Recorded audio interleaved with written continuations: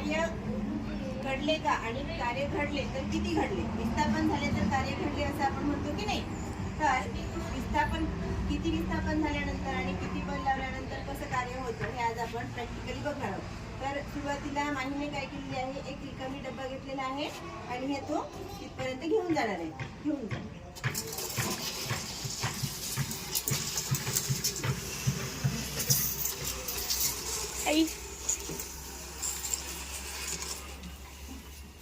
आता रिकामी डब्बा घेऊन यायला तुला किती वेळ लागला, वेळ जास्त लागलेला नाहीये आणि तुला जास्त त्रास पण झाला नाही किंवा जास्त बल लावावं लागलं नाही.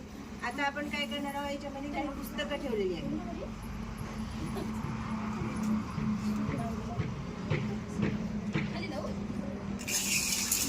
पुस्तक ठेवल्यानंतर आता आपण हेच बघणार आहोत, विस्थापन होत आहे इथं.